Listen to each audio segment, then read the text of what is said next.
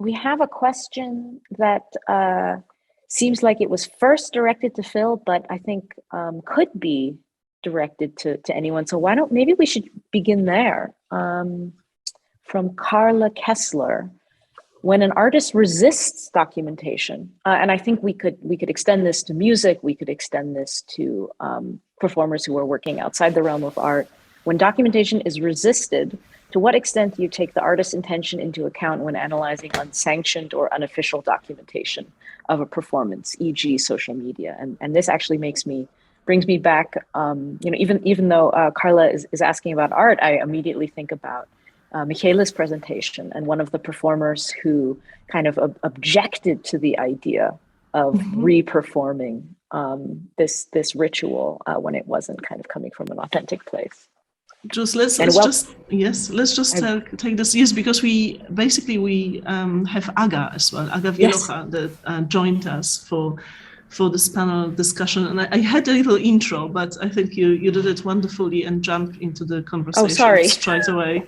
And I am gonna sorry about that. Welcome Aga and summarize a few things, but I can jump in later. Nice to see you. Exactly. So it does say the question is for Philip or anyone else. So I just see myself as anyone else. And maybe we can link that question back to authorship that we have discussed. I mean, in my case, when working with people in the field and someone does not want to be filmed, I do have to respect that, and I will always do so. So I don't know how that would translate to a different context. So for Philip, who hasn't heard my presentation, that is from an anthropological background, working as a filmmaker with performers and lay researchers, citizen scientists, if you like, and performers. Yeah. Yeah, I read your abstract, so I think I have a little idea of what you're talking about.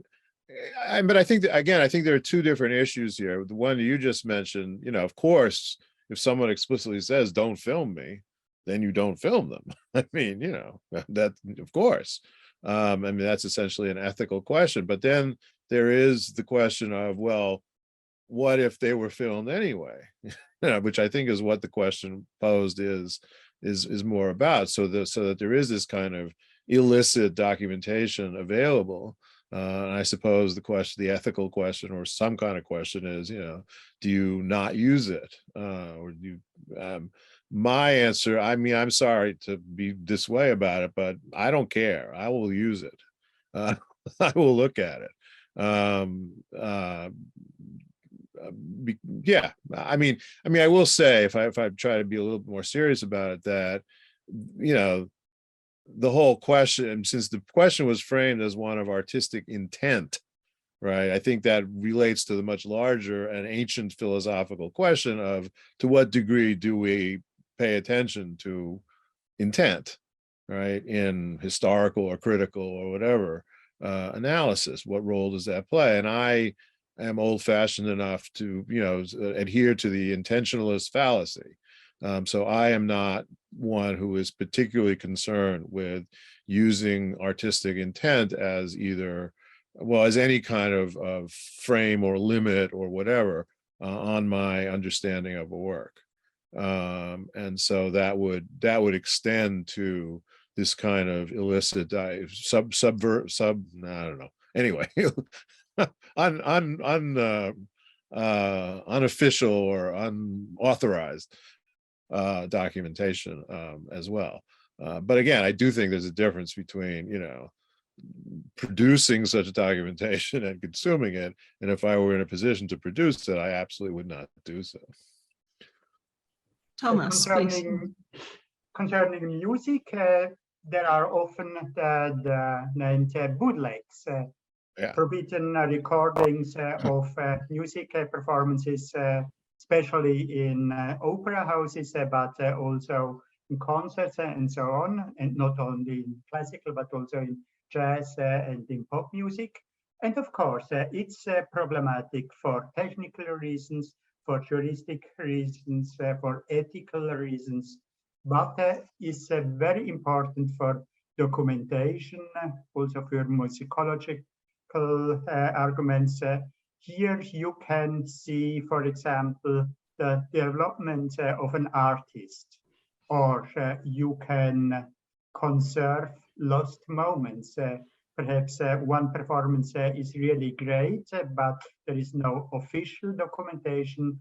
So with the unofficial documentation, this performance can survive. Otherwise, it couldn't survive. And of course, sometimes it's also of commercial interest.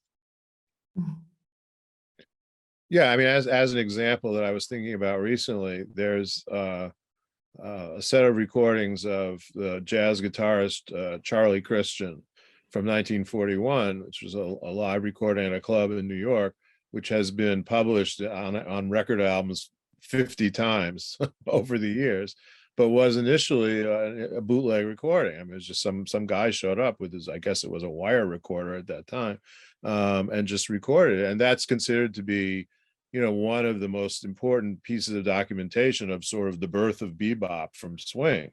And so it's incredibly useful to have it, even though it was produced illicitly. That's just, you know, one concrete example. Anna. Oh, no. So thanks a lot for inviting me to this panel. It was a fascinating afternoon. I have a question to Thomas, actually, because I'm super, I'm just discovering those parallels between music and visual arts, and thinking in terms of conservation. And I was wondering if, speaking about this idea of artists that they don't want to be recorded, I was wondering if in the field of music you are also using kind of public as the testimonies of the public to kind of be able to reconstruct what actually happened during the performance. I mean, it's so difficult to kind of imagine that in terms of music, how you can kind of think about musical performance from kind of public perspective, but I'm just wondering if there's any kind of research or study on that issue.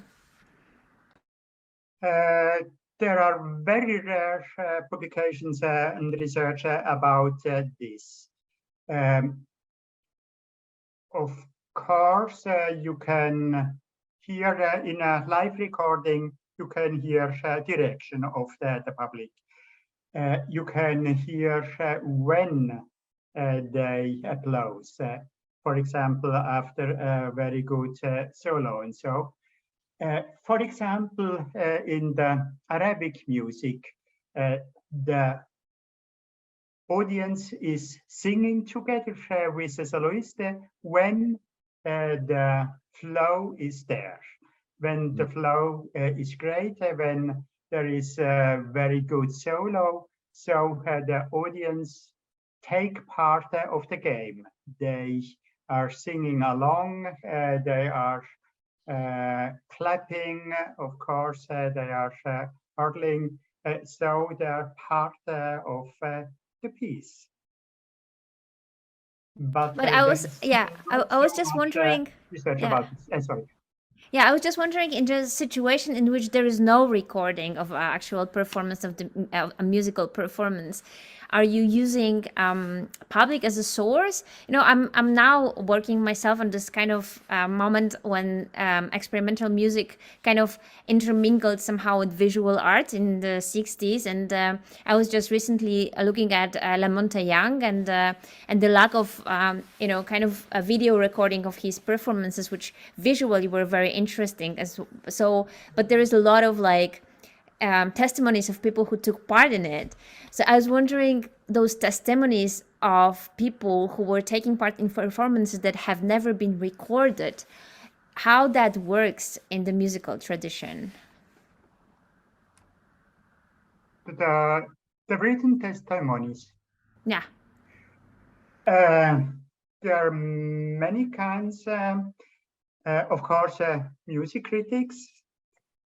Music critic is part of the audience. then some professionals, they are writing to their colleagues, and there are letters.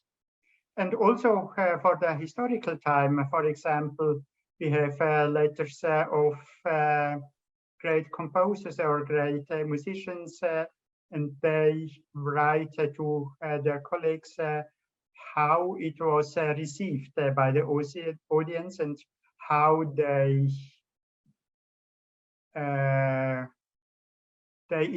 estimated the performance, and what and which part of the performance they estimated most. For example, there is Hawkins, an Englishman. He was touring all Europe in the 18th century, and he has written about many performances. So it's one of the rare sources about the daily musical life. I was wondering if that would be possible to reconstruct a musical performance on the basis of those written testimonies, like, for example, historical music. I mean, I don't know if my imagination is going wild right now, but if that anyone tried to do that. For a reconstruction is very hard, I think. Another kind. It's not music, but dance. In dance, you can reconstruct a choreography from some notes that choreographers or even people in the audience have made. For example, Sacre du Printemps from 1913, there is no film recording of this first performance, but there are written written sources, and there are some photographical sources. And from all these sources, there are some reconstruction of this very famous performance of 1913. And could be that in the music could be in an analog wise, but can't imagine how. Excellent. Cool. Philip, you want to jump on this, or you are not? I thought I don't want to interrupt. Well, I mean, one thing I will say is that all reconstructions of Renaissance English theaters, all the globes and all the are based on basically one document, which is the Swan Theater drawing, which was done by a Dutch tourist who was in London, and it's the only actual record for for an audience member produced of what those theaters looked like. And so, I mean, it's not absolutely the only evidence, but it's certainly a pretty good example of a rather large swath of reconstruction that's happened on the basis of audience testimony. And I think that in theater history, this kind of thing is perhaps a little bit more common. I mean, not that the record of what people saw, audience sort of testimony, is necessarily that extensive, but it certainly has been used as the basis for reconstructing performances, the places where performances take place, etc. I mean, even the Greek theater. I mean, everything we know about how the Greek theater was actually performed, is on the basis of people writing who had seen it. And there's certainly all kinds of reconstructions of what that looked like. So yeah, I mean, I think if you look to theater history, you'll probably find a lot more this kind of practice of reconstruction based on audience testimony is a lot more common than it might be in some other realms. Maybe I can just since Dred isn't here, maybe I can just bring back something that he said in his talk when he was talking about his performance, Slave Rebellion reenactment, and talking about how that was such a collaborative piece, that it involved hundreds of people. And he was saying that, I don't think he's familiar with the conservation, standard of the witness report, which exists, but he was saying, yeah, you can do interviews with those people, but there's still a lot that you're not capturing. But he also said that the experience of being part of that performance and doing it and being inside it and making it, is that experience will live on in them as well. And so there are sometimes we use this word capture, which is, maybe always misleading, but probably has more to do with documentation than it does with conservation, because there are things that can be conserved maybe without necessarily being captured. And I think, that's an instance where we can say just the fact that someone did experience something and carries that with them has reverberations.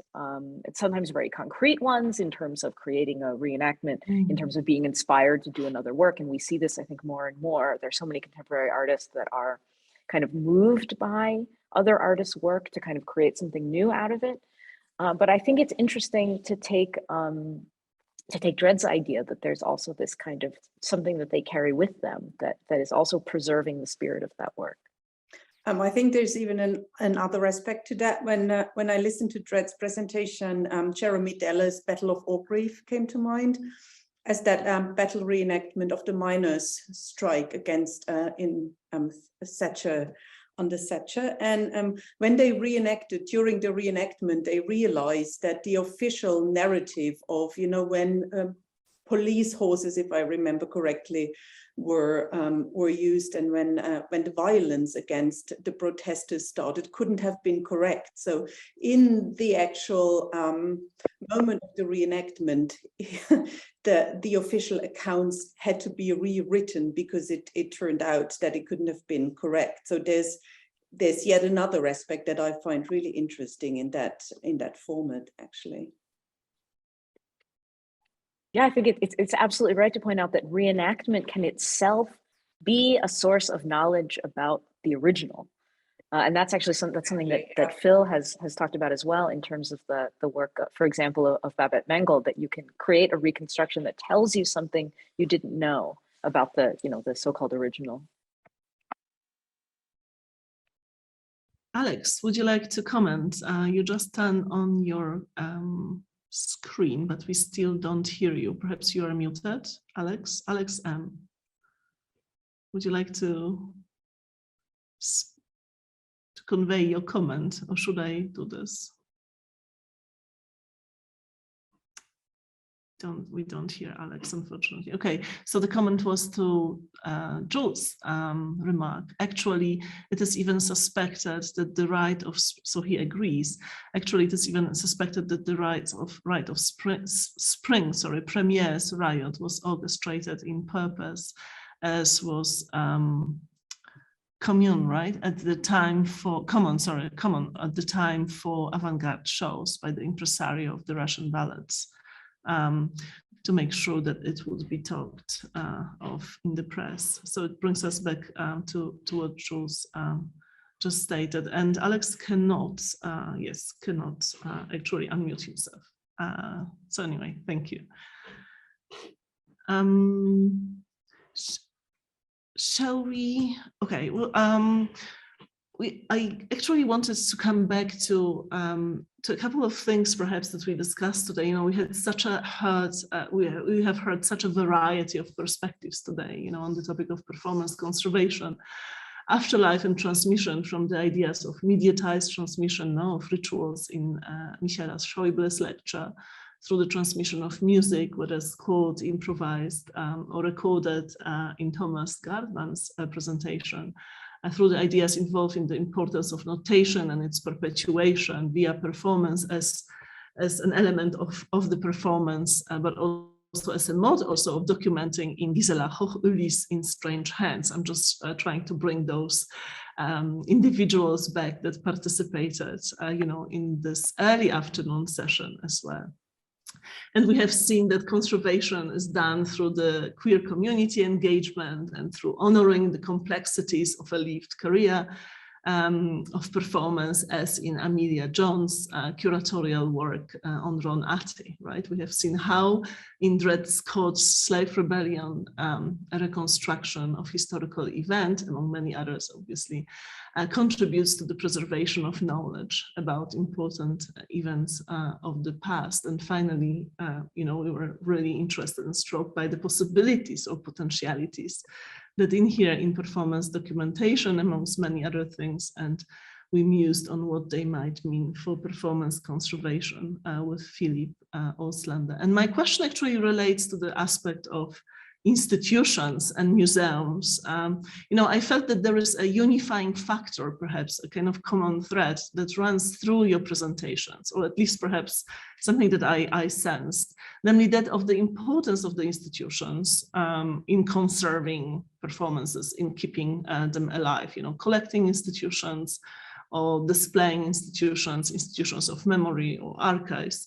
Could you all tease out on this aspect a little bit, and speak also, to the way in which works which are extraneous, to institutions may survive? I'm thinking here, what are the conditions needed to be established for such survival, and what scholarship as well might do?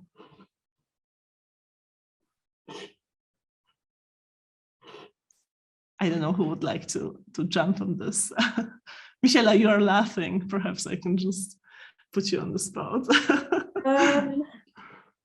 Well, I was laughing because I just remembered what Emilie said about the Getty, when trying to make sense of everything that had just been chucked into one bag. So so I thought that was I just had that visually in front of my eyes. But yeah, I mean, when I was in my presentation, I was also talking about the living archive. I mean, I'm very much interested in my own project in gathering all these different, I had such a dispersed archive, really. Nothing was in one place. Private collections, family albums, sound recordings here, private persons trying to turn things into museums, and so on and so forth, so that it felt like a whole landscape of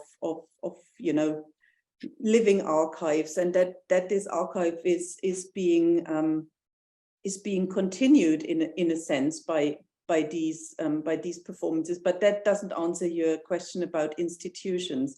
I was during my research highly frustrated with institutions and trying to secure rights to use these materials and so on and so forth. So I'm in the moment in a state where I don't want to comment on that. Yeah, I totally understand that. But well, okay, so I've been thinking about what might potentially be my next book project, but that focuses on performance art, and the sort of the problem of it is that it focuses right now on two moments in the history of performance, which are just of interest to me. One of which is, at least in the United States, the kind of the beginnings, in a way, of performance art in the late 1950s with happenings, etc., and then much more current and recent performance work. And if I think about these two moments in terms of institutionalization, which is sort of part, I mean, it's at least a background issue to the way I'm thinking about all this. I mean, it's interesting that in those early days of the happenings in the late 50s and early 60s in New York, the institutions involved were primarily artist-run galleries, right? And yet they did a pretty good job of documenting these performances.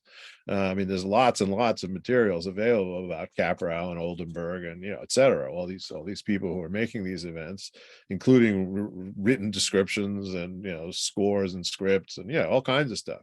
So this was basically, all of this happened basically, or all of this documentation happened really in the hands of the artists through these largely artist-run cooperative galleries. So that's sort of one kind of institution. And then if you kind of fast forward more to the present, obviously, you know, performance has become a much, much greater interest to art museums and institutions of that sort. And one thing that, I mean, I don't know, this is pure speculation on my part right now, but one thing that's sort of become clearer to me by looking at these two moments in relation to one another is that in a lot of instances currently, performance art has come much, much closer in certain ways to theater than it was in the past. So for example, you know, Alan Caporal said, you know, each happening should only happen once, right? And now you have people like, you know, Ragnar Kjartansson, you have, you know, Marina Abramovich and so on, who run around the world doing or redoing or reenacting or staging, you know, depending on who you're talking about, the same events over and over again in different venues. And so it's become much more of a kind of theatrical enterprise where you tour your piece, you know. And I just wonder about the connection of that to institutionalization. That's the question I'm trying to open here. You know, has this kind of I don't know, process of transformation in a sense from the idea of art performance as something, you know, that should happen only once, at least for somebody like Caporal, or a very small number of times. I mean, Oldenburg did his happenings more than once, but usually like 3 times.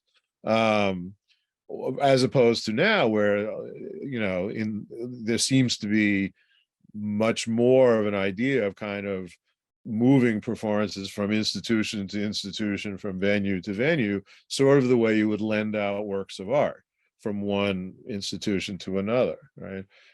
So I don't know. This is all just, you know, I'm just trying to raise questions because this is all stuff I've been thinking about very recently, and I'm not quite sure where it goes.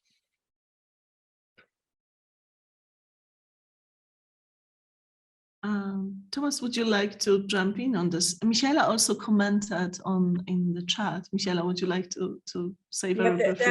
That was not nothing that I had thought about at all. It just, you know, as Philip talked, I thought it's also the other way around, that theater becomes more and more like performances, installations, happenings very often. Yeah. But that, of course, but I like your point, or that makes a lot of sense to me, that that these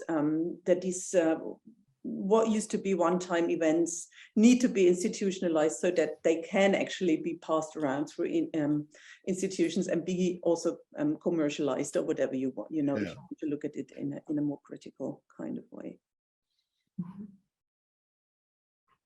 Thomas, would you care to jump in? I totally agree. No further arguments on this subject. Aga? You're muted. Yes, I know. I'm just kind of, I lost my mouse for a while. I was just wondering, and this is actually a question to Michaela, because somehow this kind of situation in which we have community and institution as a separate kind of entity, I guess the example that you have been describing is that the community, because I understand that the community is working, this idea of somehow conserving or preserving this ritual, right? This is a community idea. This is coming from the community that to do that. I mean, I don't know, you haven't mentioned that, who was actually initiating that, but I understand that this is this way. But at the same time, you're saying that there is no archive, and that actually you are the person who is outside of this community, or a little bit already an insider because you are coming to this community every year. You are the one who is actually gathering this information around, and you're building this website with this archival material. And I'm just wondering if you kind of represent, in this case, institution, or maybe this is maybe the role of the institution in those situations, that, you know, to kind of support with certain kind of infrastructure or skills to build something, you know, that can support this community driven initiatives. I'm just kind of improvising, but that's kind of my intuition on the basis of what you have presented. Well, there are very many institutions involved in many different archives and that are scattered. There's also actually a tiny Tarantism museum actually in the place where the reenactments take place. And the community effort is orchestrated by this UNESCO club that I said. So in a sense, that's also institutionalized, although very, small, privately run. And there's maybe different communities. Also, there's the scientific community in Italy that tries to preserve one particular narrative, all centered around this one anthropological hero figure, Ernesto De Martino, and not allowing sort of different narratives, of different actors, or shifting the attention towards the women, wanting to preserve that narrative of this scientist and so on. So I think there's a lot of different communities, a lot of institutionalizations, and a lot of narratives, and who wants to write the official history, because it's not too long ago yet to be finished. It's still being negotiated, and I think I'm probably just a very tiny player in all of this. Yeah. What about the reactions of the locals to your reenactments? To the reenactments? Yeah. It's very contested. I mean, it's definitely discussed. It's discussed in the audience in terms of whether it was done properly, whether it was, how the music was, whether they are close to the original, how people are still, there's still people around who've experienced in the 80s and previously these performances, and there would be heated discussions about what is the right way to do it and not. And there's very strong opinions about that real suffering of real women shouldn't be put on display, and that this is not a tourist attraction. So there's very strong arguments for both cases, definitely. So, and I see my job also in trying to give all of these different positions a voice. I'm seeing a comment in our Q&A from Paul Quillard. He says, on the question of institutions, so we are coming back very briefly. I think it is interesting to note how disciplines, anthropology, art history, even creative practice, are also in a way meta-institutions of preservation. Very interesting, Paul. I really agree. Whose purpose may be about detailing a certain ideal of historical accuracy, but could also, as I think one could say in the case of Dred Scott's work, for example, be focused on preserving the conditions that allow for the possibility of a more livable future. Paul, if you hear us, I can't find you in the chat, but if you hear us, please just feel encouraged to turn on your camera and mic and join us. And if someone wants to answer the comment of Paul, please.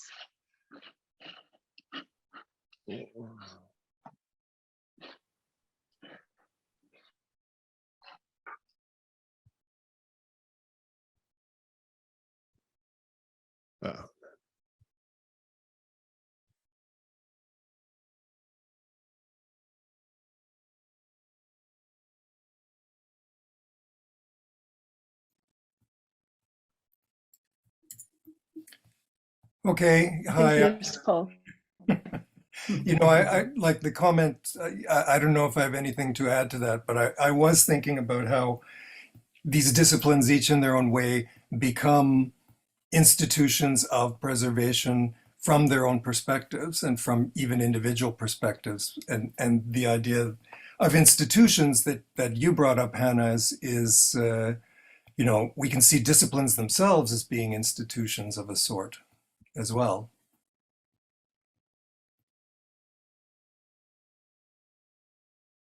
No, absolutely. I was also, I wasn't thinking only about conventional notion, and thank you so much for bringing this up. And I think that there is so much to be said. I don't want to put Michaela again on the spot, but there are probably all this kind of macro institutions existing in these places where your anthropological ethnographic research took place that could be very valuable, to think about. Yeah.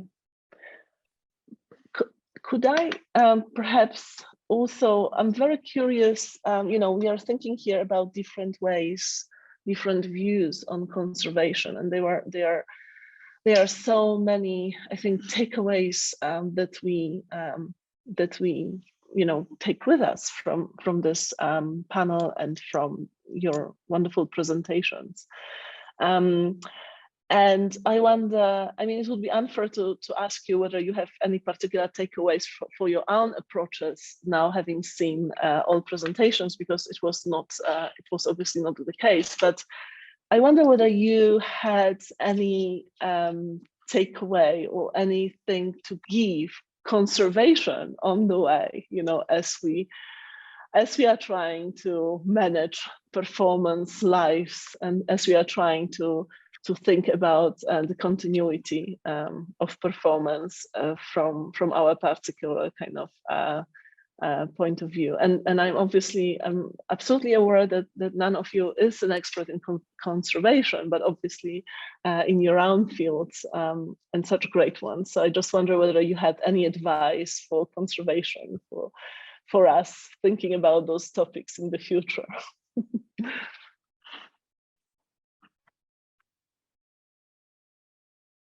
Well, I guess, I'm always eager to consider things in definitional terms. And so I guess for me, the sort of question of, sort of the relationships and boundaries of conservation, documentation, preservation, all of these kind of interrelated terms, sort of trying to come up with more concrete definitions and distinctions, I suppose, among them as they play out in the context of performance. I'm sure in other contexts there probably are pretty clear distinctions and definitions of these things, but I still need certainly to think more about, for example, what the difference between conservation and restoration would be in the context of performance. So I think that kind of discussion to me is always helpful.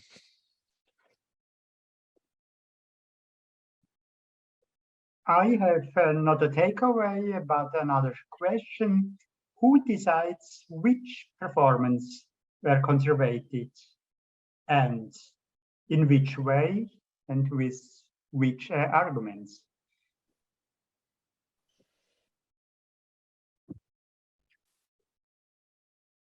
Is it a question directed to someone in particular, Thomas? Are you asking? To everybody, especially to curators, of course, but not only. No, wonderful, absolutely. I will then come back to my prompt. So what can we learn, from you, or what would you give us on the way later? But Thomas's question is exactly. So, could you repeat it again? What are the conditions, right? Who decides about which performances were conserved, and how, and with which arguments? I think is one of my colleagues ready to answer this? This is such a I could huge say something question, about right? this. There are so many different ways of answering that question. There's the kind of institutional response, which is, performances that get conserved in an institutional sense are the ones that are, in museums like the Tate, which just actually very recently had their own conference called Reshaping the Collectible, where they were talking, among other things, about collecting, curating, and conserving performance works. But we could also look at some of the examples we've talked about today and go back to, Hanna's question, can a performance actually disappear entirely? And so we could say performances that are being conserved are ones that have some kind of resonance and some kind of identity. You know, an artist who comes up a lot when we talk about these questions, but hasn't come up yet today, is Pino Segal, who has very strict restrictions on his performances, even though he's perhaps somewhat paradoxically, or perhaps not, been very, very successful in selling his performances to institutions, even though he insists that there be absolutely no paperwork, no photographs, no records in any of the museum systems. Although, you know, I think actually when it comes down to it, you will find that there are these records kind of being made on the sly. And yet these works have had such a strong impact that I think even if he were to kind of fall out of favor in the art world tomorrow, the conservation of his work in a larger sense would go on for many, many years because of all the people who've seen his pieces. And I actually saw a work by Pino Segal maybe 10 years ago called This Is Propaganda.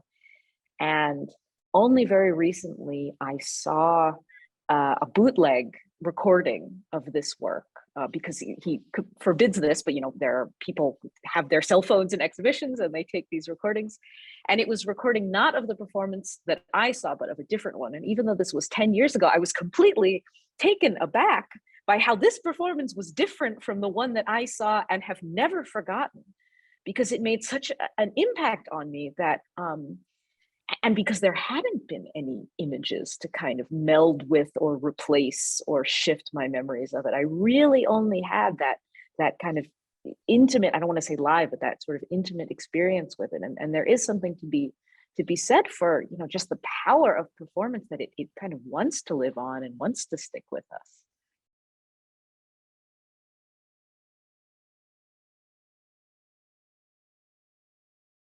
Absolutely, it's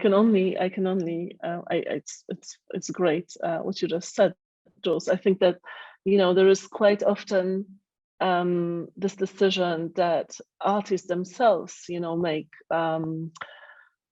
in the way how they pick up, for instance, certain performances, you know, to reenact them or to continue them or to kind of embody them in their bodies. We have quite a lot of also examples in contemporary performance practice, you know, where canonical performance kind of live on and are reenacted and are continued through this kind of new actors or younger generation of performances. And I mean, on a very kind of down to earth, I think, level, one can say who gets to decide is quite often, you know, also large institutions that that basically have the means to employ really, you know, yeah, I would say an entire army of different specialists that are responsible for certain aspects of performance, for the documentation, registration, archiving, right, conservation, and so on. I mean, it's also, I think it's very,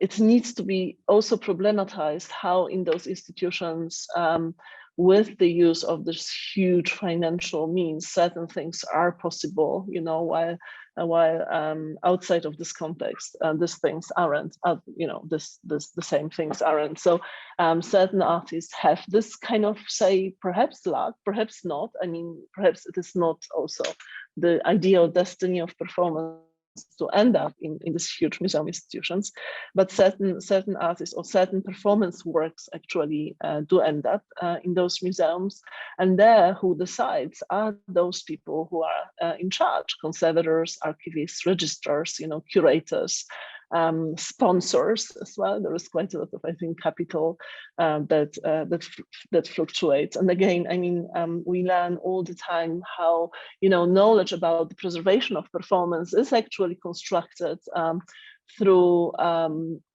through different institutions, through people having the possibility as well, you know, to theorize or to kind of explicate their knowledge in different kind of articles, you know, or organizing symposia and different sorts of other communications. But yes, but there is so much also outside, externals to institutions, that is going on and that is worthy attention. So I think the risk is here, you know, to kind of not to forget what is going on, outside of this kind of mainstream. Aga's raising. Yeah. But I just wanted to comment just about the kind of your question, Thomas, about who is deciding. I mean, I would like to also mention that artists are conserving their own work as well. So I mean, there's a lot of it's difficult to say why they are doing that. Some of them they are doing that. Some of them they are not. But this actually, most of the material that later is collected by institutions, it is first of all collected or conserved or preserved, whatever we can call it, by artists themselves. So that's just kind of a clarification as well. Philip, would you like to jump in? Thank you. Well, I mean, I was just going to say that, realistically, not everything can be preserved. I mean, there isn't room on the planet for every single performance that ever took place to somehow be, documented, conserved, preserved, etc. So there are always going to be, some kind of criteria for what is going to be and what is not going to be. And I think not just the question of who gets to choose, but what are the criteria that are at work in those selections, I think is also an important question, because even if you say, well, there's all this worthwhile stuff going on outside the museum, well, worthwhile according to whom, right? And where is that judgment coming from, and what criteria are being applied in producing that judgment? I just think those are all questions that really need some looking into at some depth. The other thing that, I mean, this is less important, but the other thing that occurred to me in terms of the sort of institutional aspect is not just sort of who gets to decide what's preserved, et cetera, but I mean, I think, Hanna, you were sort of saying this, but given the resources of the institution, there's an incredible range of ways in which this material can be presented, right? From, sort of a small show off in a corner of some photographs of performances to full-scale reenactments, right? And so that's another question: who gets what, right? Who gets which treatment? Who decides that this particular performance is sufficient just to throw some photos on the wall and maybe a little monitor with a grainy video, versus a huge reenactment that's going to cost lots of money and involve lots of people and et cetera. So I mean, that's another dimension of the same question, right? It's not just what gets preserved, it's also how it gets presented and what is deemed worthy of what kind of presentation. And again, what are the criteria? What are the what is the basis on which these judgments are being made? Yeah, I think a certain iconicity plays into that, and I think the work by Dredd with the water cannon is a very good example of that. He's working on that on the basis of that one photograph that has that iconic value, and then again he chooses to select very specifically chosen photographs to represent then his work. And I think taking that example, that is one can see how this is curated, and how the iconicity of that photograph, and that's what I've actually tried to show in my presentation to a certain extent as well, how certain photographs then it doesn't need to be restricted to the visual, of course, only, but a certain iconicity of particular recordings then lead to have almost this domino effect, then leading to very similar similar afterlives, whatever you want to call it. Absolutely. I see Louisa Cohn. I don't know if we are already behind. Louisa, if you hear us, you are very welcome to jump in. I just wanted very briefly to comment also back on what Phil said. There are also, especially here in Switzerland, we are very aware of all the very important networks of care that are established by the artists themselves, such as Punch Network, where really artists support themselves, each other, and actually the decisions then are made within this kind of dynamic networks that are institutions almost in themselves, but outside of this kind of standard institutions with, you know, certain capital and means to preserve. And I think this is also something that conservation needs to be looking into. Louisa, do you hear us? Would you like to jump in? Otherwise, yes. Oh, hello, everybody. Thanks for a very interesting discussion. Yeah, I mean, my institution, we are actually kind of just now collecting performance artworks, and we just acquired like about 7 or 8 younger artists, but we already have some in our collection, of older works like happenings and performances from the 60s and early 70s. And it's interesting to compare the way the artists were working, and also looking back at the works that we have in our collection, what is the actual documentation we have from that, and what are we missing? What do we need to talk to the artist about again, or what do we wish we had? And I feel like with the younger artists that we're working with today, they're very aware because they're coming out of a history that's already rather well established. And they know what the museum needs more than maybe the kind of pioneer artist did. And they are addressing the museum in a very specific way that I think is interesting, and also kind of like, well, I mean, most of them are really good at documenting their own works, and they put it in writing, and they make lists, and they take pictures, and they have professional photographers, and they have lots of information. The biggest dilemma I find is the artists who use their bodies and themselves as a point of departure. And those performances are the ones, in my opinion, that are the most difficult to address, and also the ones that are in need of maybe another type of documentation, because it's based on their body and it's based on their life. I mean, we're writing we're planning a performance exhibition that will open next September with the artist Jessie Kleeman from Greenland. And she is an artist that's been working many years with performance and using her background from Greenland and her colonial history in her works. And we have acquired also one of her performance art pieces, and that will be reperformed, but she's also making a new one for the show. But she doesn't do any documentation for her work. So it's like, now I'm thinking, well, what do I have to do? And I'm trying to figure that out, because it's not so easy, as you all of course know, to know exactly what I need to, what information do we actually need, and is it even possible with this kind of artwork to recreate it? I personally don't think it is, because it's so much about her, and as is other performance artwork. So that's just my little bit of input. So yeah, thank you.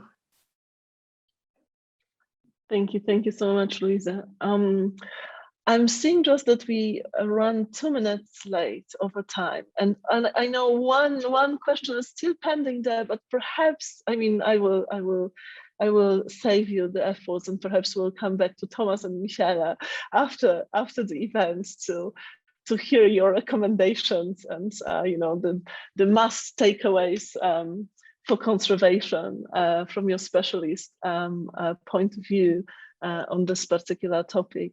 So let's just reconvene afterwards, or let's just keep in touch afterwards. But let me just very briefly, I have another slide just to say a few words of gratitude and nicely wrap up this afternoon panel. Here we go.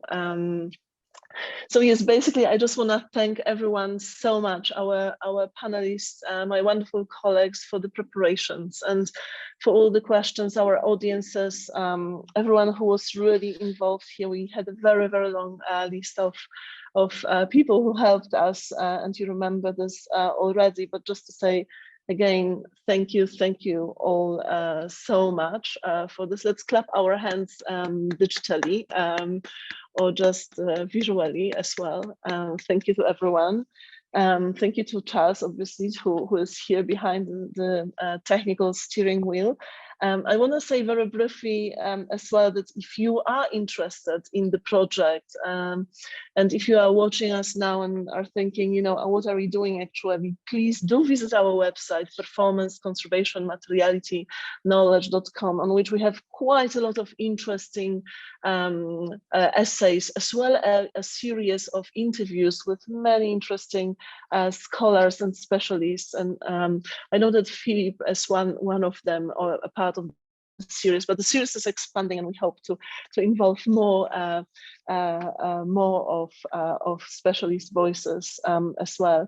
And I also want to say that we do have an upcoming event later this year with Anna Schäffler, which is also listed on this website, but I invite you to participate, who will present, Anna Schäffler will present her new book, The Art of Preservation, during the Research Wednesday seminar series. And earlier this fall semester, we'll have Natalie Harren speaking about Fluxus, which was more the context of the other project, and Aga and I involved in this Activating Fluxus project. But do please keep an eye on our performance website, and please join us in the future. Other than this, thank you again, everyone, so much, and have a wonderful evening.